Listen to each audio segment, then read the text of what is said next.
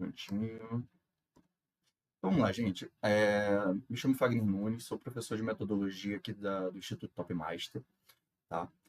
Sei que vocês estão aí ansiosos, fazendo curso de harmonização orofacial para serem um diferencial na carreira, né? Sei também que durante a caminhada do curso de harmonização, vocês passam por grandes desafios, às vezes pensam que não estão aprendendo nada, mas eu garanto, enquanto profissional que me formou pela instituição, assim como vocês, que a gente sai mais preparado do que pensa e menos do que o mundo precisa.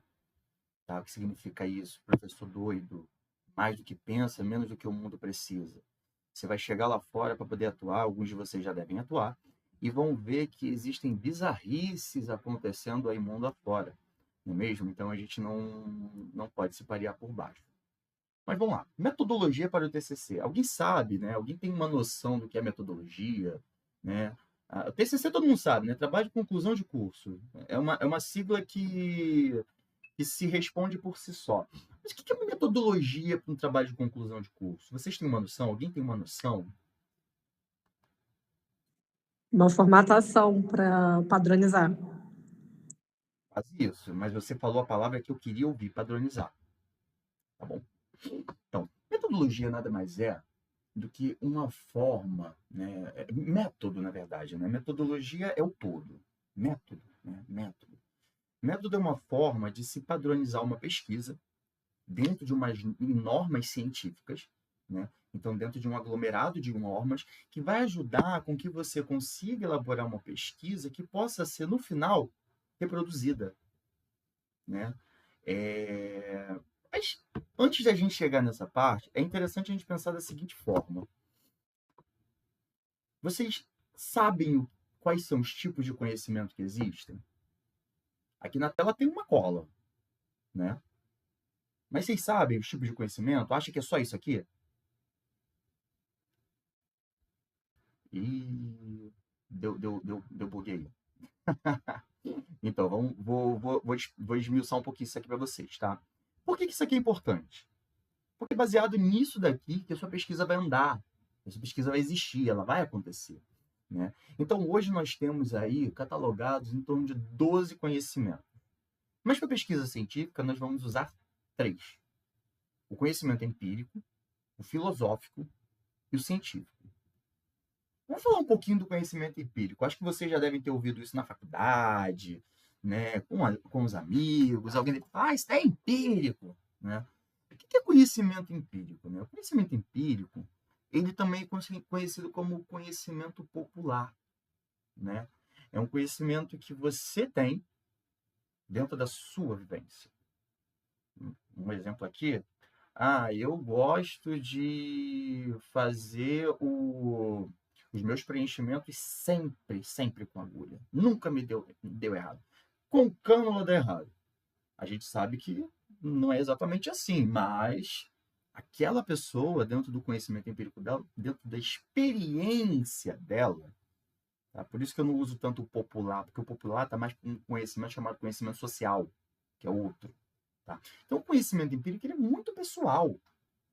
Tá? Mas vamos para definições, que eu sei que vocês gostam de definição. Tá bom?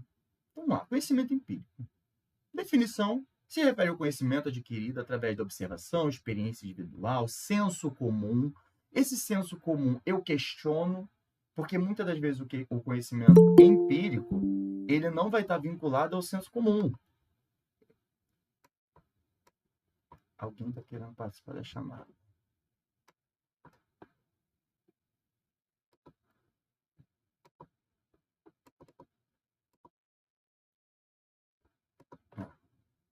Vou tentar estar pelo celular para poder liberar. De alguém que entrar na chamada. Vamos lá. O conhecimento empírico, essa questão aqui de popular, ele se choca, né, com o real conhecimento popular, que existe um conhecimento chamado conhecimento popular. Mas vamos lá, dentro do conhecimento empírico, a gente tem aí, é baseado em seu conhecimento, sua experiência individual, e ele é um conhecimento que se baseia nas percepções individuais. Eu já disse isso até aí, né? Está até repetitivo. Mas qual é o interessante do conhecimento empírico? Ele não requer,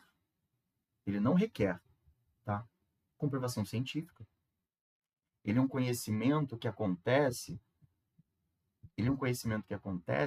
né, dentro da sua experiência, ou seja, ele é subjetivo, ele vai variar. Às vezes a minha experiência, ela funciona muito bem, mas a experiência do Joaquim é diferente.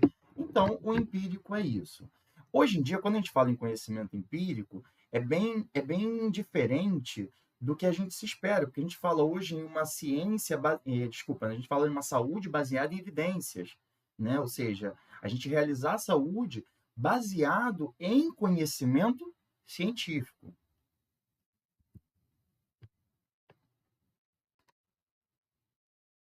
Eu tô recebendo mensagem aqui de uma pessoa que estava tentando entrar, tá?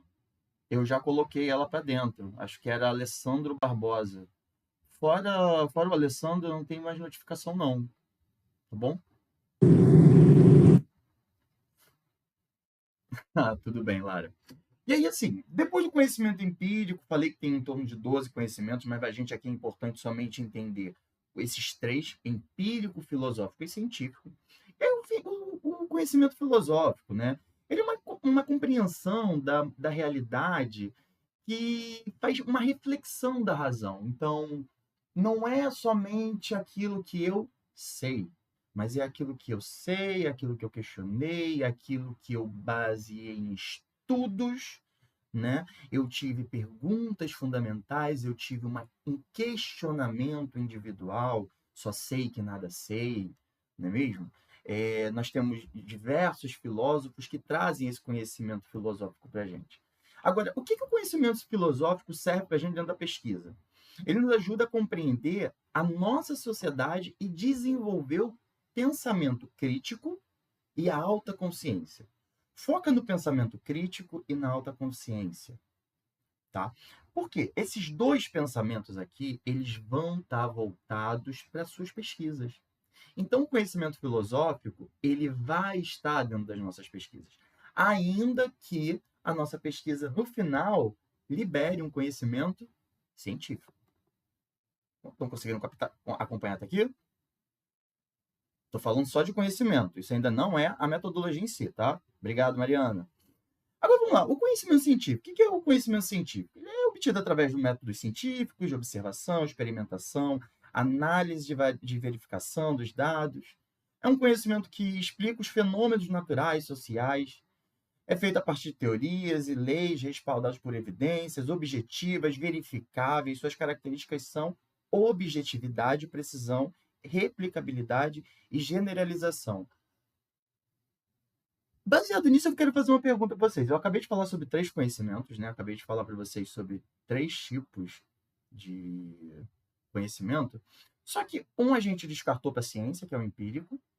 Entretanto, ele pode ser utilizado em alguns artigos, em alguns trabalhos, tá? E nos sobrou aí o filosófico científico. Se vocês notarem, um traz subjetividade e o outro traz objetividade. Vocês devem ter ouvido isso lá na graduação como quantitativo e qualitativo, tá? Agora vamos lá. Métodos e técnicas da investigação científica, né? O que é método? É uma pergunta muito, muito, muito, muito interessante. O que é método? Alguém quer responder para mim? Eu aceito até no chat. Eu tô aceitando até chat.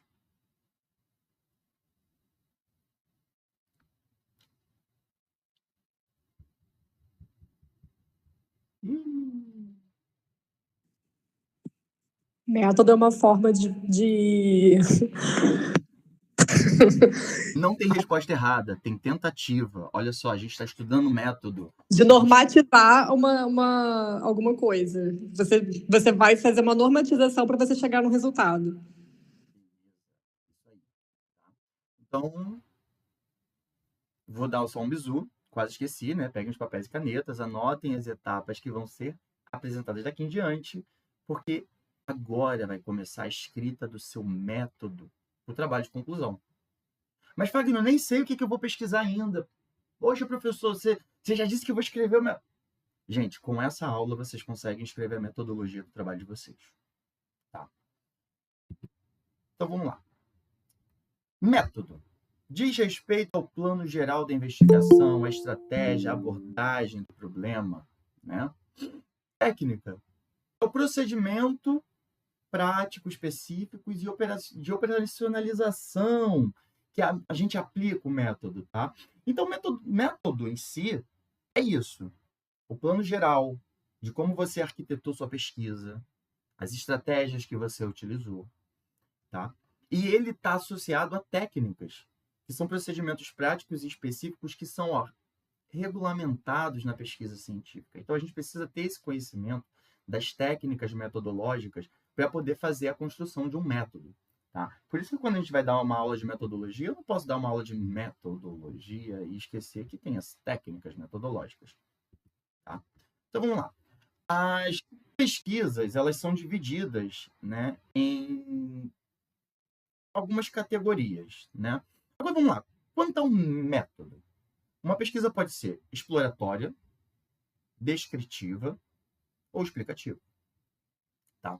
A exploratória, ela vai proporcionar uma maior familiaridade, né, com o problema, ainda que pouco estudado, ela vai te permitir conhecer. Então, eu estou iniciando um processo. A descritiva, ela tem como finalidade observar e registrar, até analisar, tá? Ou correlacionar os fatos sem interferência do pesquisador. Tá bom? E essa questão da interferência do pesquisador, isso daí é uma base metodológica antiga, né? Que a gente sabe que a pesquisa e eu devemos estar afastados. Tá bom? Explicativa, básica. Compreende a relação de causa e efeito entre as variáveis. Lembra lá de quantitativa, qualitativa, científica, filosófica, empírica? Isso daqui está muito vinculado. Tá? Uma exploratória, por exemplo, um método de pesquisa exploratório, poderia estar sendo utilizado num relato de caso, aonde eu vou relatar um caso que foi um sucesso, por uma experiência minha, eu não vi ninguém fazer, deu certo, relatei o caso, fiz uma pesquisa exploratória nas bases de dados, um método exploratório para poder conseguir obter mais informações sobre aquilo, ok? E publiquei. Então, foi uma pesquisa que antigamente era um conhecimento empírico. Eu fiz uma pesquisa exploratória em cima dele.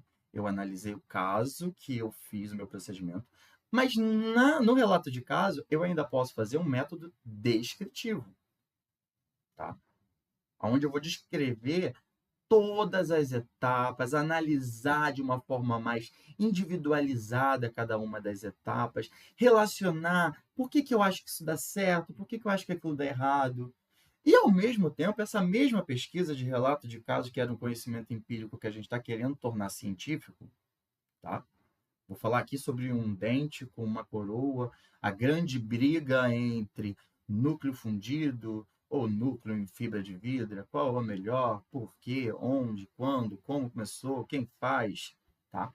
Então, esses métodos, né, esses tipos de método, exploratório, descritivo, explicativa, eles estão aí para guiar como a gente vai falar na pesquisa, o que a gente vai fazer na pesquisa.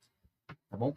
Uma vez que eu vejo no método de alguém que fala, foi usada uma metodologia exploratória, eu já sei que ele vai me tornar mais íntimo daquela informação. Descritiva, eu sei que ele vai me trazer as nuances principais daqueles fatos para poder correlacionar, tá? Até fazer alguma coisa quantitativa. Tá? Explicativa, vai me trazer a compreensão de todo aquele estudo. Até aí, tá tudo bem. Beleza. Aí voltamos agora lá para aquela questão do quant quali mista, né? Então, a gente sabe que nós temos a metodologia dividida em tipos de pesquisa e agora em abordagem metodológica. Lembra das técnicas? Olha essas técnicas aqui, tá bom? Quantitativa. O que é uma pesquisa quantitativa? Alguém consegue me dizer aí o que é uma pesquisa quantitativa? Já falei que aceito até mensagem no chat. Ih, Mariana vai me salvar, Mariana?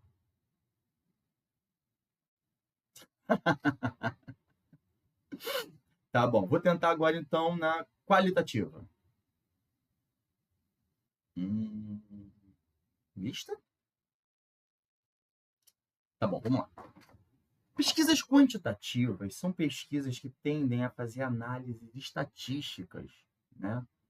Eu tenho uma saca de arroz em casa e essa saca de arroz ela tá pesando 3 quilos, mas ela é da marca, sei lá, Mariana. Mariana, você virou uma marca agora, tá? Ela é da marca Mariana, ela pesa 3 quilos e dentro dela tem, sei lá, 5 mil grãos. Aí eu pego a, a marca Alessandro, peso, também tem 3 quilos, só que, pasme, a marca da saca de arroz Alessandro, ele tem só 4 mil grãos.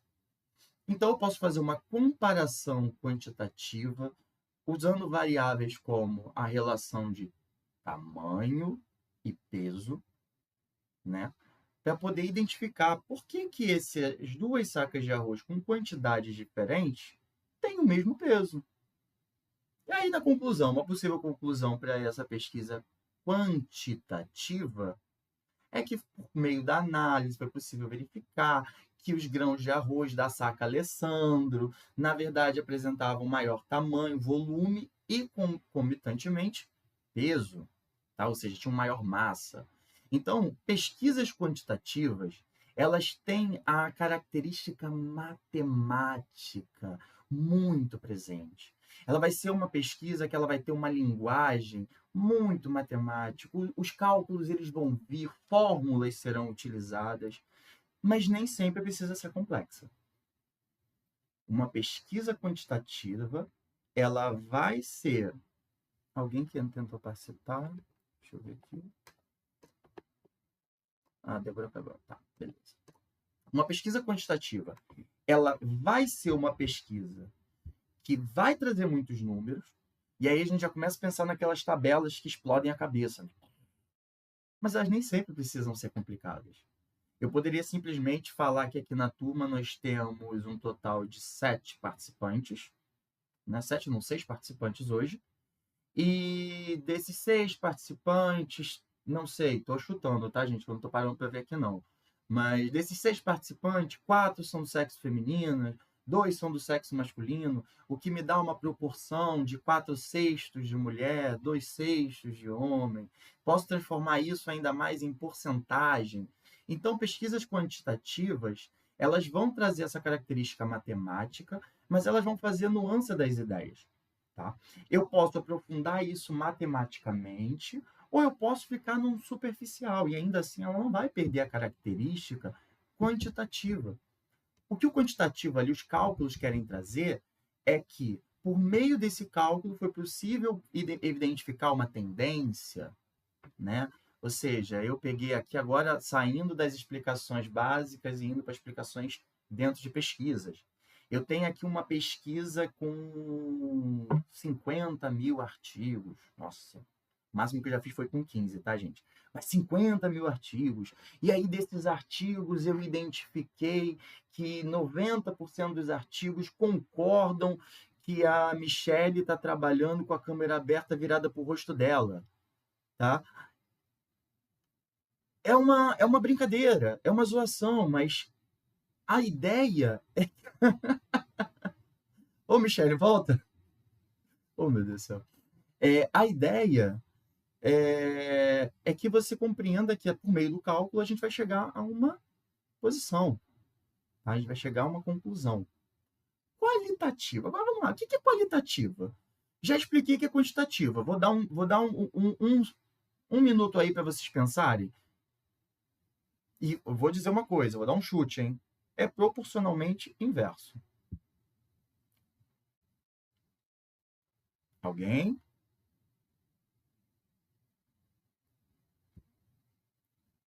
Pô, nem reação tive dessa vez, ó. Vamos lá. Qualitativa, ela... O nome fala qualidade, né? Lembra um pouco de qualidade, mas ela é uma análise mais subjetiva. né? A quantitativa ela é uma análise objetiva, porque são por meio de números, eu não tenho como ter variáveis de muitas nuances, né? Do pensamento crítico, do raciocínio lógico, do raciocínio científico. Então, a qualitativa, ela me permite analisar as variáveis, não quantificativamente, mas de uma forma que eu possa explorar análises, por exemplo, filosóficas. Uma pesquisa qualitativa, por exemplo, seria a prevalência de pacientes de uma unidade X tendo um problema Y, né? E aí características psicológicas desses pacientes. Né? Eu estou fazendo uma análise bem subjetiva. Eu falei a prevalência da pesquisa, eu falei a prevalência desse paciente, dessa patologia, e ao mesmo tempo eu trouxe aí para eles a análise psicológica. Agora, o que seria uma pesquisa mista, né? Uma abordagem metodológica mista? É a soma dos dois. É isso, a soma dos dois. Mas tem um padrão de predominância? Não. Pode ser mais um, pode ser mais outro. Pode ser quase toda quantitativa e depois na discussão com uma análise qualitativa. Pode ser toda qualitativa e aí lá nos resultados você apresentar uma análise quantitativa da quantidade de trabalhos acadêmicos que você encontrou. Então, a abordagem mista é uma abordagem que vai juntar as duas abordagens anteriores e vai realizar um trabalho com maior conteúdo científico. Porque ele não vai se resumir a padrões filosóficos ou padrões quantitativos. Tá bom? Aí eu trouxe aqui uma breve explicação, né? Utiliza dados mensuráveis através de estatísticas, apresentando resultados objetivos e generalizáveis. Um exemplo, a aplicação da escala de satisfação pós-procedimento em uma amostra de 100 pacientes. Né? Eu consigo, com uma escala de satisfação, isso daqui se chama pesquisa de mercado, tá? Usa-se quantitativo para fazer pesquisa de mercado. Já ouviram isso? Pesquisa de mercado? Possivelmente vocês vão aprender na disciplina de metodologia online que vocês vão ter mais à frente. Tá bom? Por meio da aplicação de uma escala como essa, a gente consegue ver quantos por cento dos nossos pacientes estão satisfeitos, quantos por cento dos nossos pacientes estão insatisfeitos com aquele procedimento que a gente realizou. É uma análise, uma abordagem qualitativa. Ela valoriza os significados, as percepções, os discursos, as experiências, de novo, subjetivas. Os dados são interpretados de forma indutiva, ou seja, eu li, eu entendi. Busca a compreensão de fenômenos complexos, né? Sobre a ideia, sobre o estresse do paciente na cadeira durante o procedimento de harmonização orofacial. É uma abordagem que eu quero saber a percepção individual do paciente e, por meio dessa percepção, eu posso trazer inferências. Tá bom? Um exemplo aqui de análise qualitativa é a análise das narrativas de pacientes sobre o impacto da harmonização orofacial na sua autoestima. Gente, autoestima não é uma coisa subjetiva, não é uma coisa que só você sabe definir sobre você? Então, essa é a ideia de uma abordagem qualitativa. E eu quero que vocês foquem nesses termos que eu estou utilizando. Abordagem, tá? Tipos de pesquisa, porque tudo isso que eu estou colocando aqui é o que você pode e possivelmente vai utilizar na disciplina de TCC. Então, você vai começar a descrever lá o seu método colocando metodologia da pesquisa. Trata-se de uma pesquisa exploratória, descritiva, explicativa, tá? De abordagem quantitativa, qualitativa ou mista. Estão conseguindo acompanhar? Agora já estou aceitando até reação. Obrigado, Mariana. E a abordagem mista. Já tinha explicado lá atrás, mas aqui vamos a alguns exemplos. Ela traz elementos tanto quantitativos quanto qualitativos em uma análise mais abrangente, mais robusta, ou seja, ela tende a ser mais completa. Eu consigo trazer evidências por meio de processos matemáticos e, ao mesmo tempo, eu consigo trazer evidências de análise subjetivas e profundas daquilo que eu estou pesquisando junto com o meu paciente, com um prontuário, com uma ficha. Gente, dá para fazer análise qualitativa com uma ficha. Uma ficha de procedimento, aquela ficha de anamnese, dá para se fazer uma análise qualitativa com aquela ficha. Qualitativa nota é mista. Aí agora vamos lá. Delineamento da pesquisa. Vamos fazer o recorte da pesquisa, né? E aí aqui nós temos 4 tipos de delineamento, tá? Estudo de caso, ensaio clínico, pesquisa transversal ou longitudinal. Na disciplina de metodologia, vocês vão ter isso daqui possivelmente mais aprofundado. Só que eu vou trazer um bizu para vocês, tá? Possivelmente, alguém aqui já sabe o que vai pesquisar no TCC e agora é obrigatório, tá? Eu preciso de uma resposta. Tá, a Evelyn já sabe? Beleza, Evelyn, Gabriel, show de bola. Tá. Já vi que não. Esse pensamento aí já vi que não. Vamos lá. Quero que vocês somente me sinalizem. Não precisa falar, não. Eu sei que vocês estão com a vida aí complicada, mas eu preciso de um posicionamento de vocês. Vai ser pesquisa bibliográfica?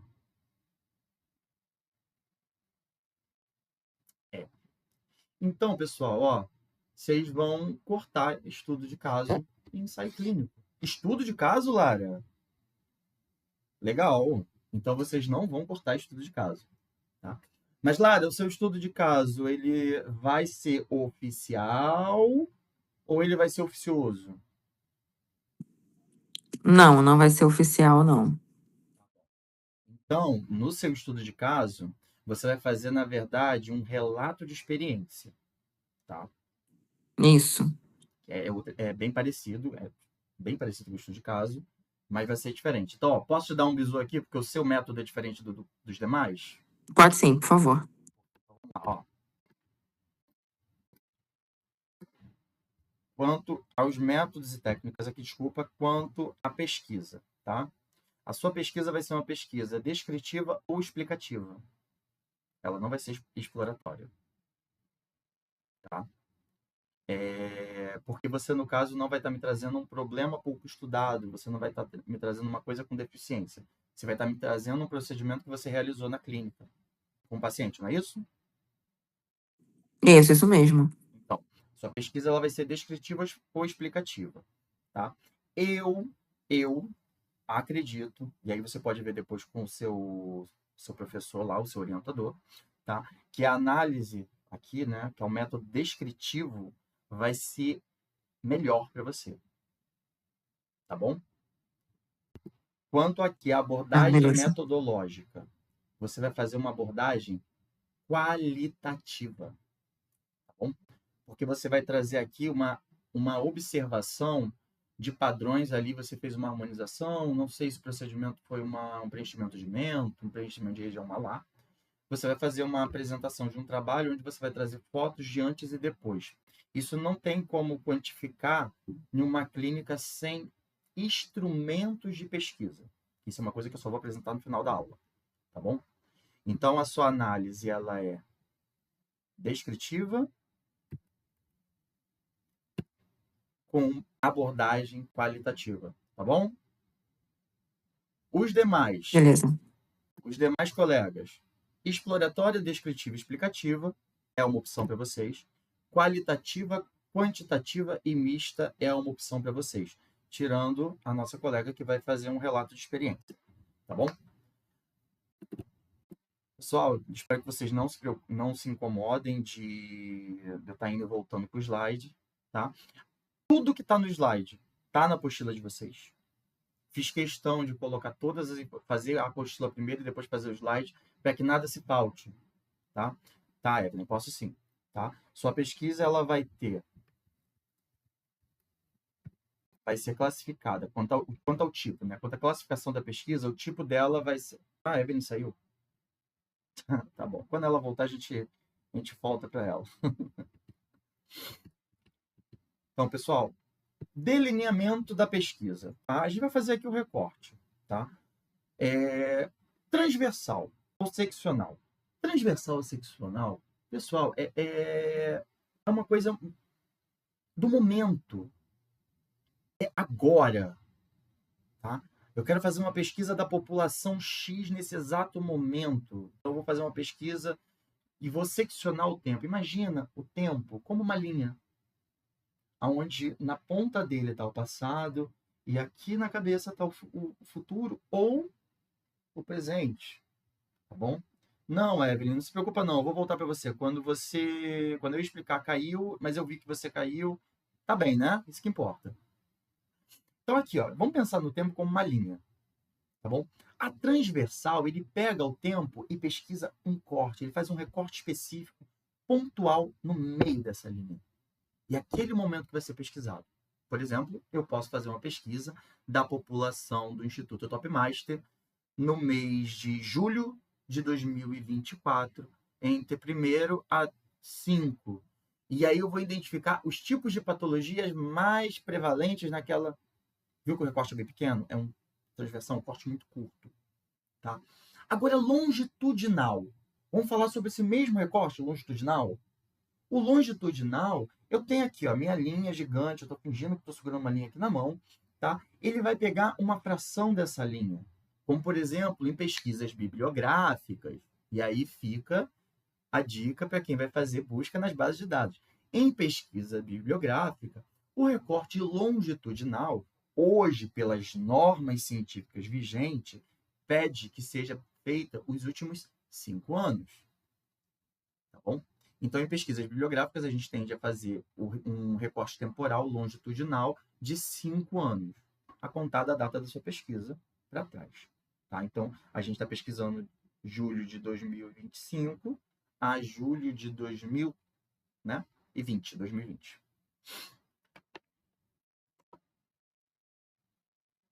Bom, essa pergunta eu acabei fazendo lá atrás, mas tá aí, pelo visto já estão pensando. Então vamos lá, gente. Falar um pouquinho mais do delineamento transversal. Também conhecido como seccional, ele pode ser caracterizado pela obtenção de dados em um único momento específico, permitindo uma análise pontual das variáveis envolvidas. Isso eu já falei para vocês ali atrás, né? Mas vamos para o exemplo, isso que é interessante. A avaliação da percepção dos pacientes após a aplicação de um procedimento estético. Isso é um recorte transversal, que pode ser feito ao longo de um período. Deu bug na cabeça.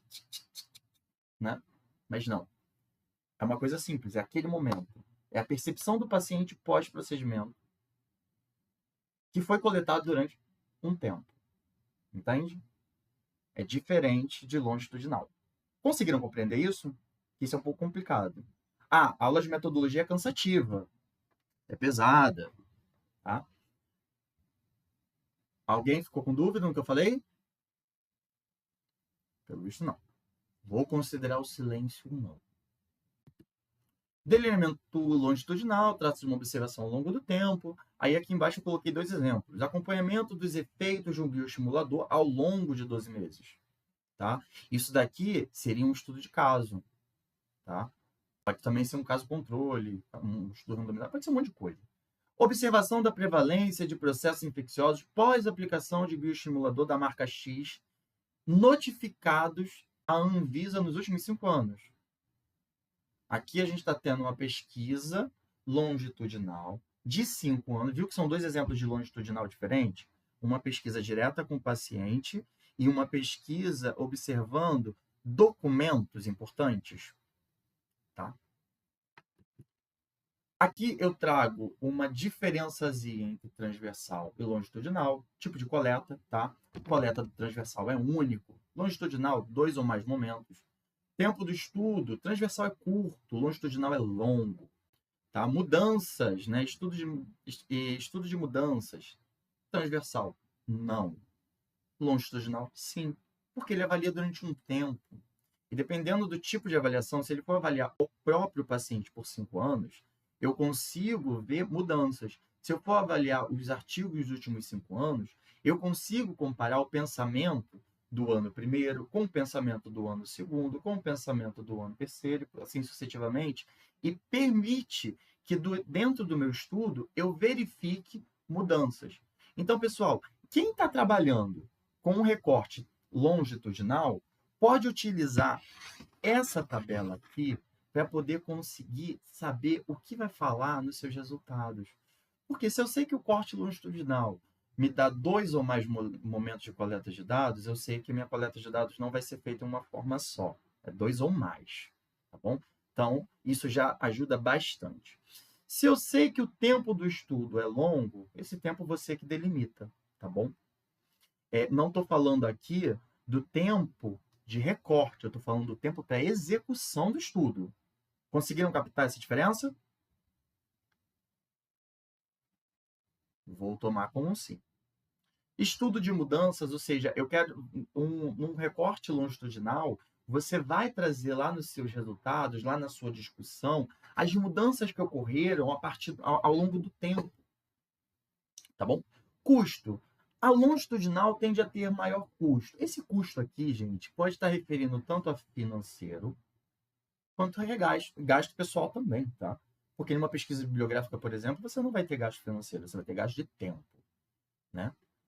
Tempo de estudo, tempo de execução, maior leitura, complexidade. O longitudinal é mais complexo do que o transversal na sua forma de execução, na sua forma de escrita, tá bom?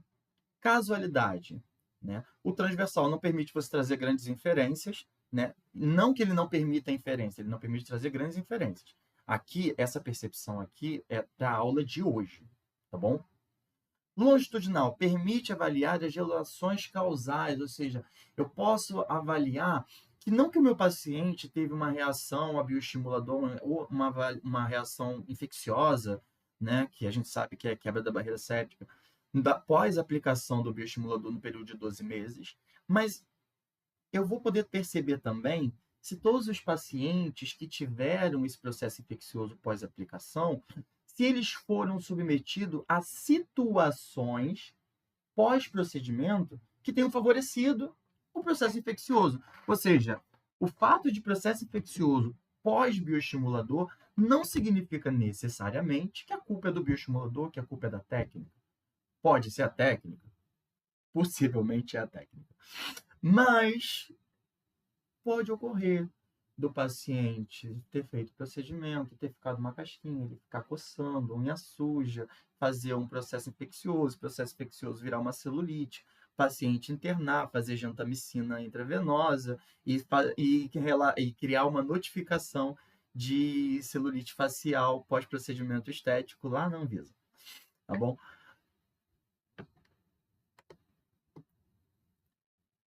Como é que é o delineamento do estudo de caso? É uma análise profunda, detalhada, de uma ou poucas unidades, indivíduos ou grupos ou instituições. Evelyn, esse é o seu delineamento. Tá? Exemplo de estudo de caso. Um estudo sobre a resposta imunológica atípica em um paciente submetido à harmonização com PMMA. Né? Eu vou pegar essa resposta, o paciente fez o PMA dele lá, normalmente o paciente fica lá felizinho da vida, tem os seus problemas, mas o paciente começou a ter uma resposta imunológica, o corpo dele começou a reagir ao PMMA, né? E aí aqui eu tenho um caso interessante que eu vou trazer na literatura através daquele aprofundamento que eu falei para você, Evelyn, ainda há pouco, trazendo na literatura, vou descrever na literatura e eu vou mostrar também na literatura qual foi a forma que eu utilizei para tratar. Eu utilizei uma medicação, né, um inibidor imunológico, eu utilizei um fortalecedor imunológico. O que eu fiz com esse paciente? Tá bom? Então, o delineamento do estudo de caso é desta forma. Ensaio clínico. Nenhum de vocês vai fazer ensaio clínico no TCC do Instituto Topmaster, porque é um estudo experimental, tá? Com controle de variáveis. Algo que para a gente poder executar, principalmente em seres humanos, gente, meus cachorros estão assistindo a aula também, tá? Mas principalmente em seres humanos, ela depende de muito mais coisa do que simplesmente sentar um paciente na cadeira, conversar com ele, coletar dados e ir embora, tá? Como, por exemplo, aqui a gente tem a comparação da toxina botulínica na correção do sorriso gengival. E aí eu posso fazer comparação de marcas, né? Aí eu tenho que controlar, os pacientes não podem saber qual foi a marca que foi administrado. Então, tem uma série de regras que eu não vou aprofundar porque não é o objetivo da aula de vocês. Agora vamos lá. técnicas de coleta de dados. Tá? As técnicas de coleta de dados, elas são, em síntese, essas 4. Tá? Ela pode ser feita por meio de entrevista. Então, a minha população pesquisada, ela pode ser um grupo de professores do Instituto Topmaster, e eu quero saber a percepção deles com relação aos alunos durante a ministração da aula. E aí eu faço o quê? Entrevista com os professores, comparo a fala deles e descrevo nos meus resultados na minha discussão. Questionário é um tipo de entrevista também, só que é uma entrevista controlada. Tá? Para se realizar tanto entrevista com pacientes ou professores, quanto questionário, é necessário, tá, a aprovação no comitê de ética. É uma coisa que eu vou falar mais à frente. Mas o questionário, diferente da entrevista, que permite ao entrevistado falar tudo aquilo que ele sente, e nos permite, a partir daí, selecionar palavras-chave ditas por eles durante a entrevista para realizar uma análise, por exemplo, quantitativa, me permite trazer as nuances da experiência individual de cada um desses professores para fazer uma análise qualitativa, me permite fazer uma soma disso tudo, para fazer uma análise mista na entrevista. No questionário, também. Só que o meu questionário, diferente da entrevista, ele me permite direcionar um pouco mais. Meu Deus do céu. Me permite direcionar um pouco mais as pesquisas para o método de pesquisa que eu estou utilizando. Então, eu posso direcionar o meu questionário para um método mais quantitativo, com respostas fechadas. Tá? Ele me permite fazer perguntas com respostas abertas, e aí eu dou a ele a liberdade que o paciente ou o entrevistado teria numa entrevista. Uma análise documental. Vou deixar para falar mais à frente. Exames clínicos ou fotográficos. Eu tenho, por exemplo, prontuário de pacientes da minha clínica. E aí eu quero fazer uma técnica, eu quero fazer uma coleta dos exames de imagem, eu quero fazer uma análise da densidade da imagem ao longo dos anos, e aí eu começo a pegar as fotografias, né, as películas, e mando para o laboratório, faço uma análise clínica. Essa é uma forma. Outra forma, eu posso simplesmente pegar resultados de exames e avaliar, né, pacientes. Outra forma, eu posso avaliar fotografias dos procedimentos. Basicamente, gente, são exames, imagens, tudo do paciente. Tá? Para se realizar esse tipo de pesquisa, precisa de análise no comitê de ética. Porque os dados vão ser liberados de algum lugar, e para esse lugar liberar, precisa que alguém, dentro da ética de pesquisa brasileira, diga que isso está ok, que não fere nenhum dos princípios de agressão ao paciente. E aí, vamos lá. Entrevista. Estruturada, semi-estruturada, aberta, fechada. Foi o que eu falei para vocês. Ela te dá a possibilidade. Questionário auto-aplicado pode ser presencial, pode ser online. Tá? Os questionários auto-aplicados são aqueles que a gente manda online para o paciente. Ele assim preenche tudo aquilo lá, pelo Forms, né, que o pessoal usa hoje em dia. Aí a participação, observação direta. Por que eu coloquei observação direta aqui e não coloquei aqui? Ah, tá, porque essa daqui é outra técnica, que vocês possivelmente não vão utilizar, mas eu acho muito interessante isso daqui. Lembra que eu falei para vocês que o pesquisador, ele tem que se manter afastado da pesquisa? Eu falei lá no início. Isso aí. Então, a observação direta com o autor participante ou não participante, ela é quando eu faço uma pesquisa observacional, descritiva sobre um determinado grupo de pessoas, só que eu pertenço a esse grupo de pessoas. Por exemplo, a dos professores, o questionário dos professores que a gente passou lá atrás. Eu estou fazendo a pesquisa, eu passei o questionário, mas eu também quero responder. Também quero fazer parte da pesquisa. Então, nessa estrutura, né, de observação direta, eu vou integrar a pesquisa, mas eu não vou poder trazer os meus pensamentos muito pessoais.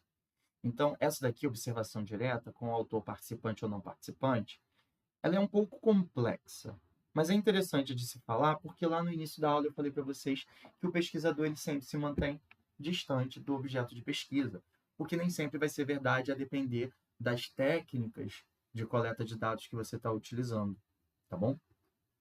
Exames clínicos antes e depois de procedimentos, avaliação de imagens ao longo do tempo, avaliação do próprio película, né, desgaste ao longo do tempo. E agora eu vou entrar em documental, que pode ser prontuários, registros clínicos, legislações e por aí vai. Só que vamos lá. Esse por aí vai. O que seria esse por aí vai? Né?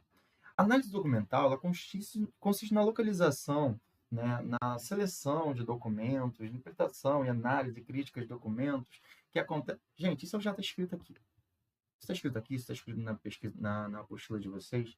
No final, o que análise documental é? É analisar aqueles padrões que eu falei para vocês lá atrás.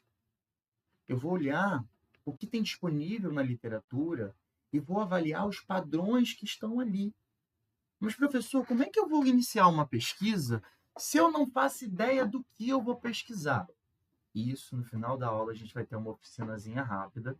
Participação obrigatória de todos com câmera aberta. Tô zoando, brincadeira. Tá? Mas a gente vai ter uma oficinazinha no finalzinho da aula que eu vou trazer para vocês como escolher o tema, como fazer essa primeira etapa. Tá? Porque a aula de metodologia, a disciplina, ela vai chegar lá no final do curso para vocês, possivelmente em setembro, outubro. Tá? E vocês já querem estar com o seu TCC já ali, ó, engatilhado, quase pronto, se não apresentado já, né?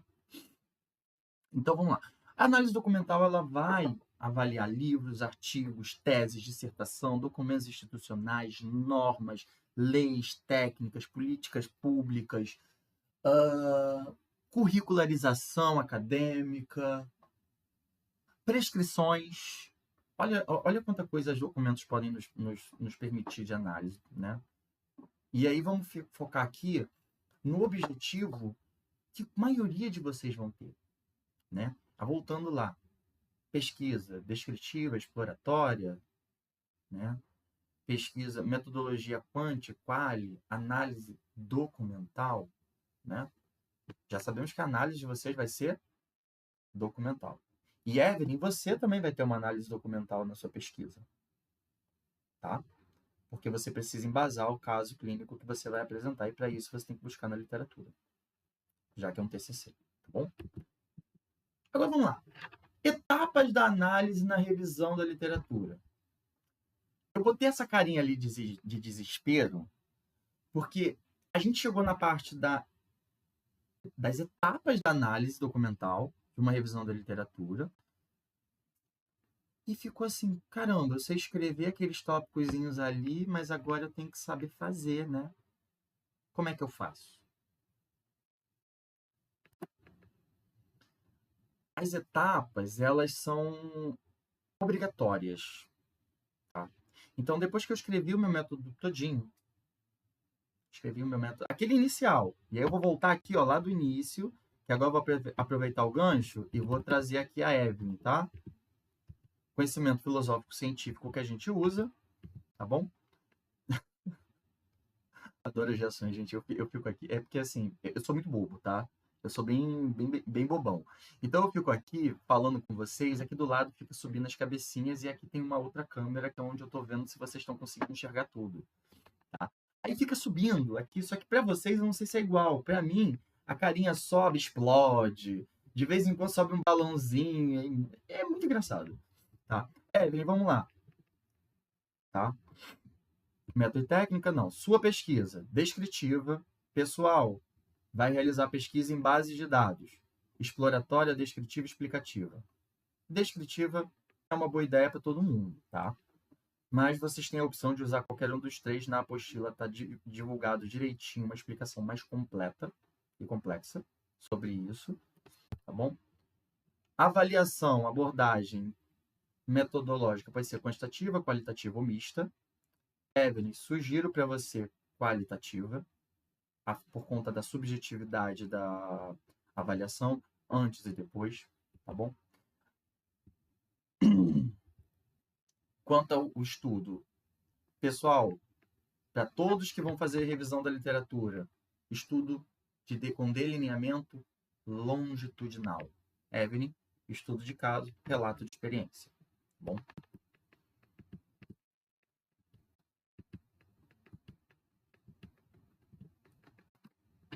Técnica de coleta de dados. Evelyn, o seu é fotos, exames, tá bom? Ah, Lara também vai fazer estudo de caso? Então, Lara, então, ó, se você for fazer o estudo de casos também, você já segue o bizu, porque é o mesmo, tá bom? Então, ó, vamos lá. Evelyn e Lara, estudo de caso, exames clínicos e fotográficos. Como vocês vão fazer estudo de caso, nesse caso é interessantíssimo uma anamnese muito minuciosa do paciente. E, se vocês quiserem, minha referência bibliográfica. Ah, tá, entendi, desculpa. A Lara que é... Ah, entendi. Eu tava achando que a Evelyn... Entendi agora, desculpa. Tá. Então, Lara, olha só. Exames clínicos fotográficos, só que além de uma anamnese muito elaborada, não esqueça, esse paciente vai ser o seu objeto de pesquisa, tá?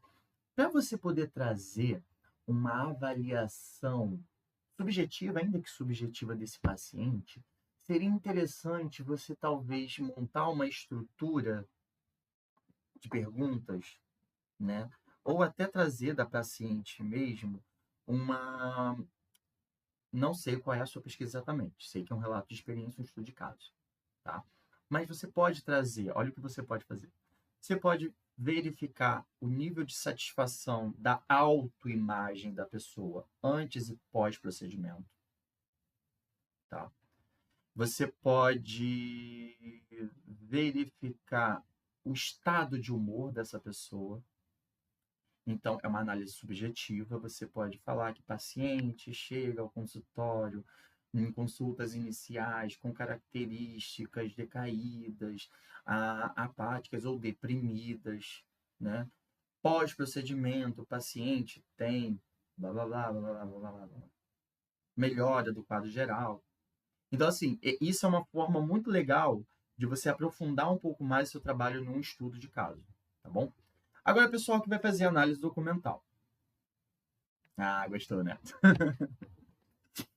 Agora, pessoal que vai fazer análise documental, vamos focar em vocês, porque o de vocês é um pouquinho mais complicado, tá bom? E é um pouquinho mais complicado, não porque é difícil, é porque é chato. Uma coisa importante de se entender, metodologia é uma coisa chata. É uma coisa extremamente chata. Eu gosto de metodologia, mas eu sou chato, então tá tudo bem. Agora, vamos lá. Metodologia não só é chato, como consegue queimar a nossa bufa.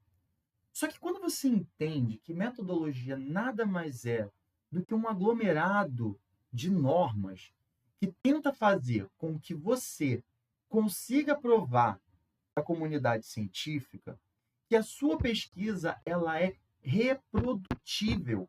Ou seja, você pode reproduzir a minha pesquisa por meio da minha metodologia. Então, é uma coisa chata que tem que ser chata, porque é uma coisa com muitas regras. Só que quando a gente cumpre todas as regras, a gente cumpre um dos principais objetivos da metodologia, que é proporcionar a reprodutibilidade. Ou reprodutividade. Beleza? Agora, vamos lá. Quais são as etapas? É de A a F. Tá bom? A. Delimitação do objetivo do estudo e definição da questão norteadora. Então, vocês já sabem aí qual é o objetivo do estudo de vocês? Eu quero falar de toxina botulínica, eu quero falar de bioestimulador, mas você quer falar o quê? Você já sabe exatamente qual é o seu objetivo dentro dessa pesquisa? Pois é, Mariana, é isso aí. Então, assim, eu quero falar disso, daquilo, mas o que eu quero falar? Então, assim, aqui nessas etapas, além de falar para vocês as etapas, e fique claro que tudo isso que eu estou falando aqui tem que estar escrito na sua metodologia. Então, essas etapas, elas vão ter que estar escritas em texto corrido. Tá? Chato, né? Então, vamos lá. O pesquisador, na delimitação, ele vai iniciar o processo com uma questão clara, delimitada que guiará a pesquisa durante a busca documental. Se eu estou pesquisando toxina botulínica, eu preciso saber o que eu vou falar da toxina botulínica, porque por meio da toxina, por meio do que eu quero falar com a toxina botulínica, é que eu vou conseguir buscar os descritores, normalmente 3 no mínimo, para poder fazer a minha busca na base de dados. Fagner, o que é base de dados? Base de dados são aquelas bases como Excel, PubMed, Medline. PubMed e Medline hoje é a mesma coisa. Lilacs, BBO.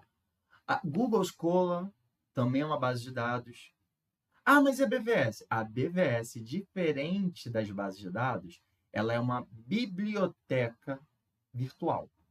O que significa? Ela é uma biblioteca que tem dentro dela inserida diversas bases de dados.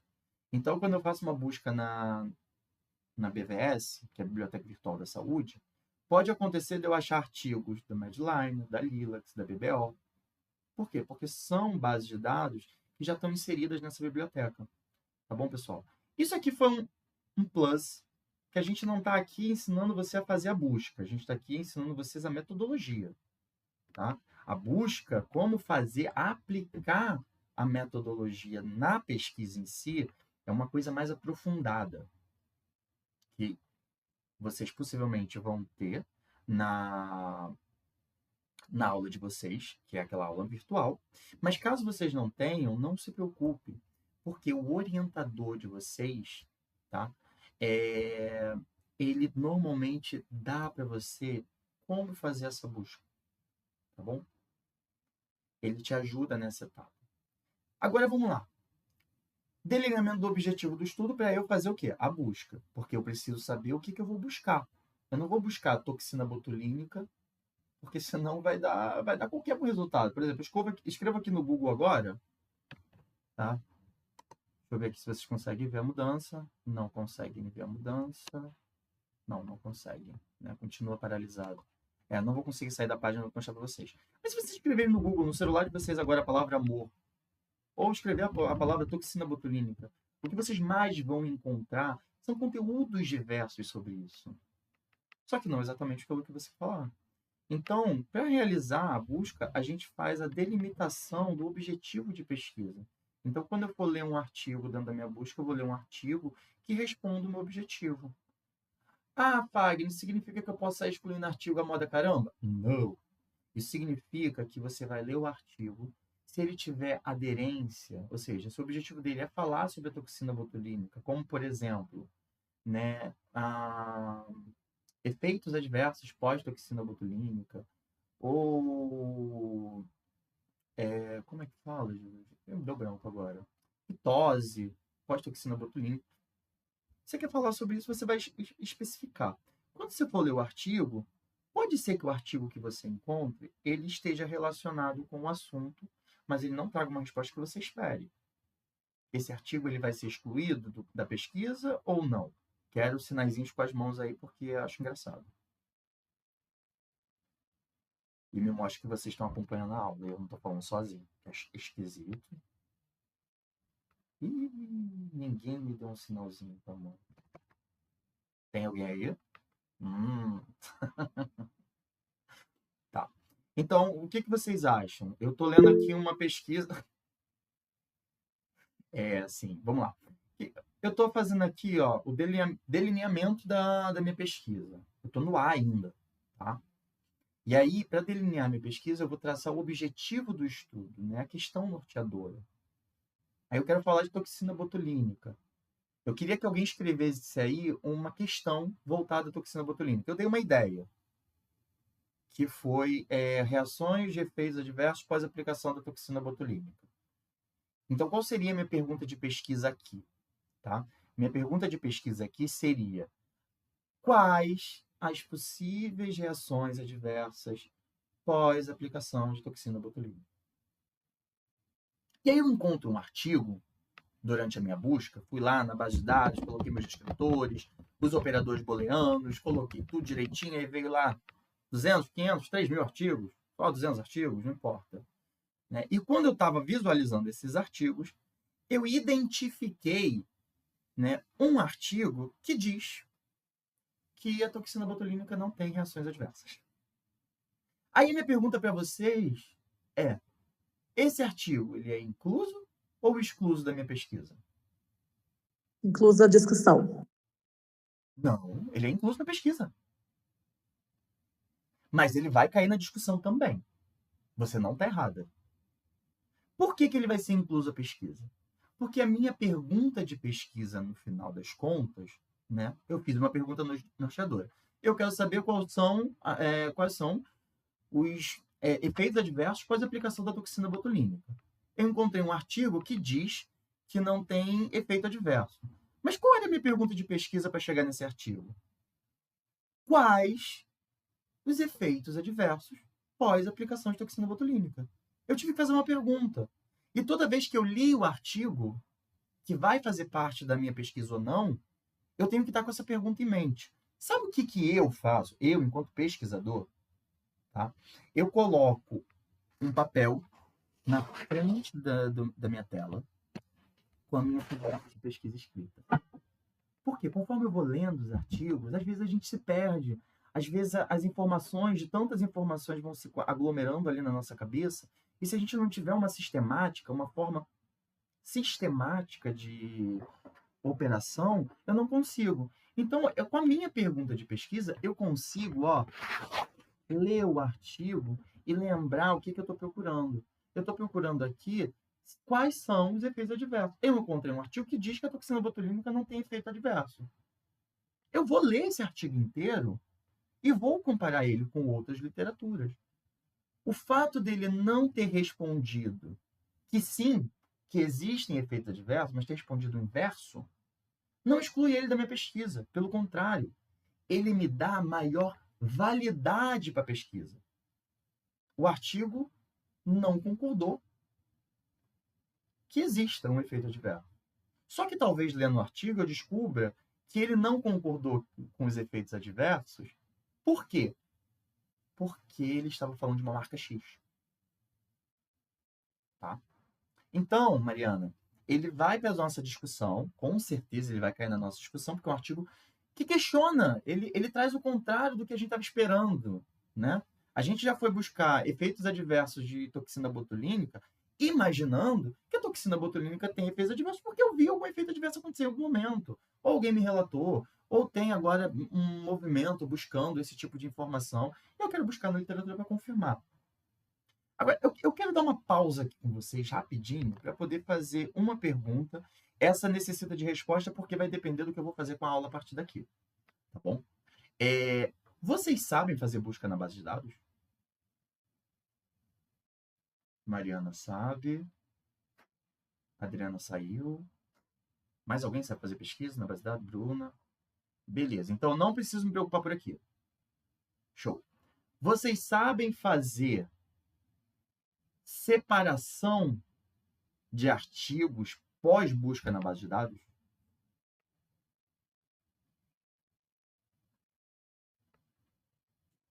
Separar, como assim?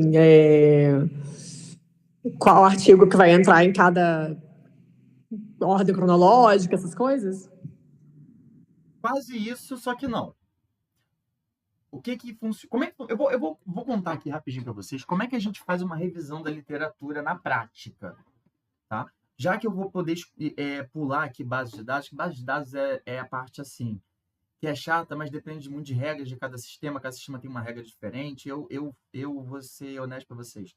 Eu já criei uma tabela de códigos que eu só insiro meus escritores, coloco na busca e ela faz a busca para mim, tá? Bem honesto. Então vamos lá. Como é que a gente faz a separação de uns artigos? É porque daqui eu já coloco critérios de inclusão e exclusão, né? Então, isso que eu vou falar agora está entre A e B. Tá bom?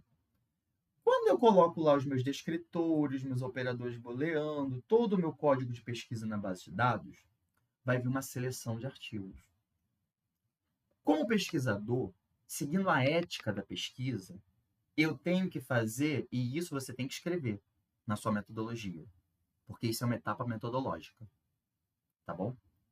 eu tenho que escrever quais são os meus critérios de inclusão e exclusão. E como foi feita a leitura dos textos. Na leitura do texto, que é isso que está entre A e B, a gente faz leituras em tempos. O que é leitura em tempo? Leitura em tempo é seleção preliminar de artigos e seleção final de artigos. Na seleção preliminar, eu leio título e resumo de todos os meus artigos. E baseado no título e resumo, eu vou encontrar os artigos iniciais, ou seja, aquela seleção preliminar, eu vou encontrar os artigos iniciais da minha busca. Então, a gente colocou lá os operadores, colocou lá os descritores e conseguiu um total de 200 artigos. Não vou exagerar, não. Só 200 artigos. Tá? Depois da leitura de títulos e resumos desses artigos, eu separei 80 artigos para ler. Agora, na seleção completa, também chamada por algumas pessoas de seleção complexa, ou seleção real, tá? Eu faço a leitura na íntegra de todos os artigos. E aí, lembro de novo da minha pergunta de pesquisa, que é aquele itemzinho que está lá no A, que eu falei para vocês que eu coloco aqui, ó, escrito no meu computador, e vou ler os artigos, assim como eu li o título e resumo, com a minha pergunta norteadora, eu vou ler os artigos seguindo a minha pergunta norteadora. E aí, no final, eu vou fazer uma última seleção. Então, olha, a gente tem... E essa parte tem que escrever. Você pode escrever, você pode fazer um fluxograma no seu TCC para poder explicar isso, sabe? Busca. Aí você coloca lá, descritores, encontrados, 200 artigos. Pós-leitura de títulos e resumos, encontrado, 80 artigos. Pós-leitura na íntegra dos artigos, selecionados. E aí, ó, selecionados 10 artigos, 12 artigos. Entendeu agora? Foi, Mariana? Show. Então, consegui fazer aqui, ó, um itemzinho que é oculto, mas que é importante, tá bom? E para o TCC é obrigatório. Como foi feita a seleção dos artigos, tá bom? Agora vamos lá. Estabelecimentos de critérios de inclusão e exclusão, tá? Você vai definir quais os documentos serão considerados relevantes com base de critérios como... Quais critérios? Os critérios, eles vão ser baseados na sua pergunta de pesquisa. Por exemplo, eu posso utilizar como critério de exclusão artigos que não tenham aderência com o estudo. Mas, então, o critério de inclusão é proporcionalmente oposto? Essa é uma pergunta.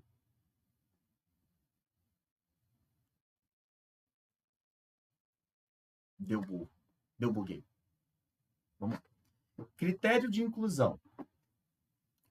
Artigos que tenham adesão. Esse é um exemplo. Artigos que tenham adesão com o objetivo da pesquisa. Isso é um critério de inclusão. Não dito, mas existe. Tá? Ele normalmente não está dito, porque, em teoria, os artigos eles têm que ter adesão com a pesquisa. Mas qual seria um critério de exclusão, já que eu dei um critério de inclusão para vocês? Lembra que a gente está fazendo uma pesquisa em base de dados dos últimos 5 anos. Eu preciso de um exemplo de critério de exclusão.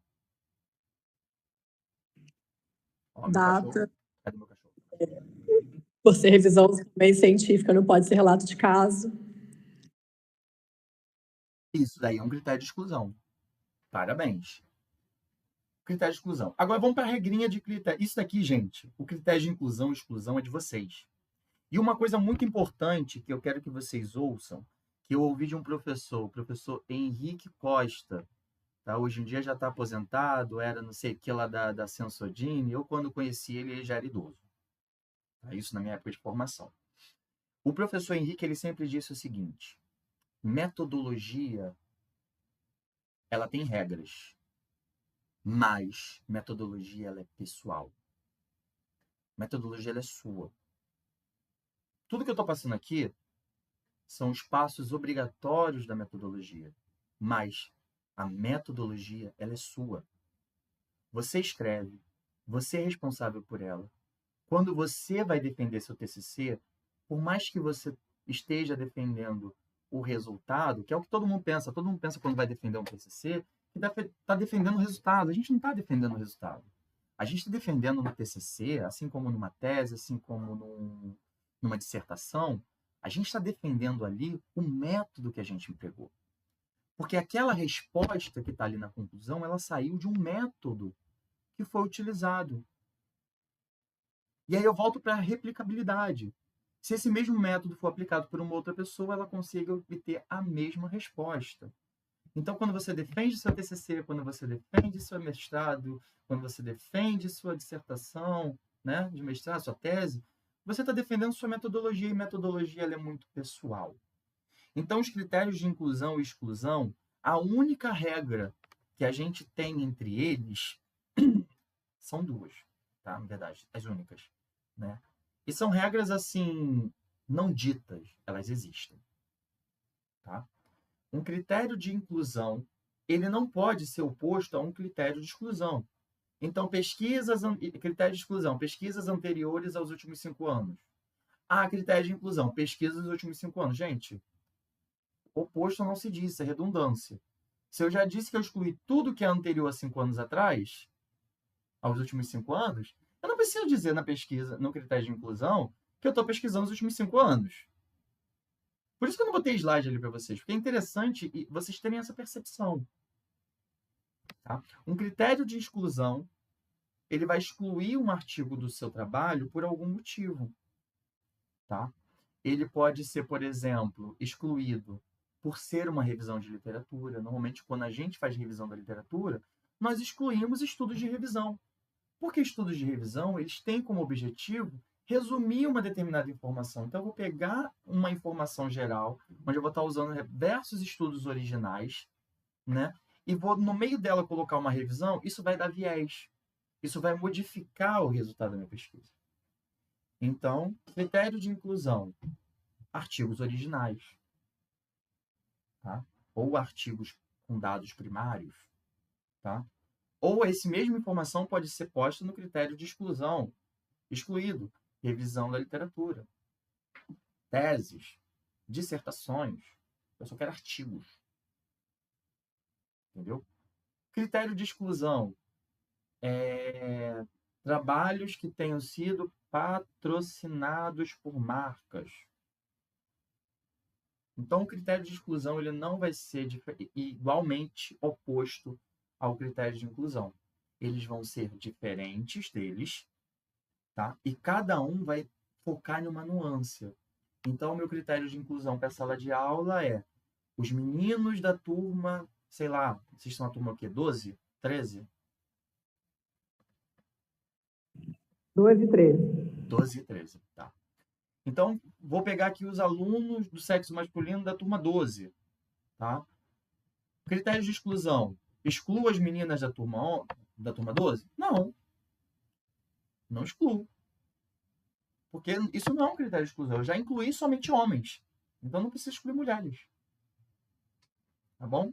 É redundância. Essa redundância a gente tem que evitar. Tá bom? Lara, turma 11. Ah, parabéns, turma 11. Ah, eu acho que eu conheci você. Agora que eu tô aqui, eu acho que eu conheci você na clínica. Eu fui fazer uma aula perdida que eu esqueci.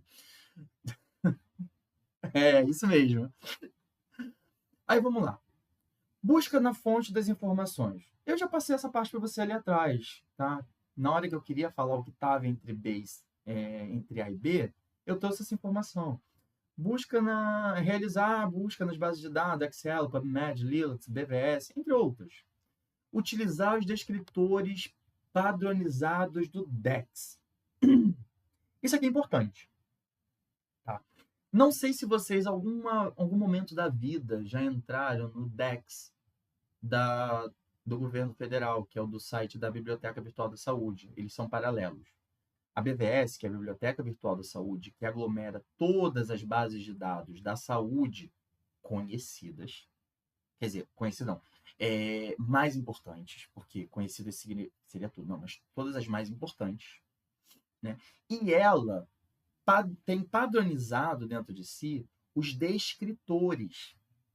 Então, quando a gente vai fazer uma busca, a gente pode colocar, por exemplo, toxina botulínica. A gente também pode colocar botox. Só que, pasme, toxina botulínica é um descritor. Botox não é um descritor. Botox é uma palavra-chave associada à toxina botulínica descritor.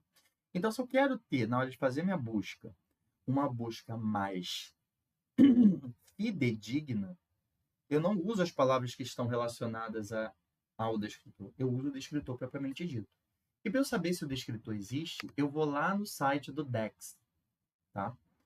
E pesquiso a palavra que eu vou pesquisar, que eu vou utilizar, para verificar se ele é um descritor válido ou não. Fagner, isso tem que estar na minha metodologia. Tem. Essa etapa de como foi realizada a busca tem que estar descrita. Realizado busca nas bases de dados, Excel ou Linux, ou realizado busca na base de dados, na biblioteca virtual da saúde, sendo selecionado, porque eu acho mais fácil, sendo selecionada as bases PubMed, Excel, Linux, foram encontrados. Não, desculpa. Utilizando os descritores, e aí você vai escrever os descritores, válido, porque vocês já aprenderam que vocês podem ir no site do Dex. E, gente, é só escrever isso aqui mesmo, tá? Dex. Esse MESH é facultativo. Normalmente, quando você só escreve essas 4 letras no Google, ele já aparece a primeira página. Porque é uma das páginas mais pesquisadas por nós pesquisadores. Tá? Os operadores booleanos. Né?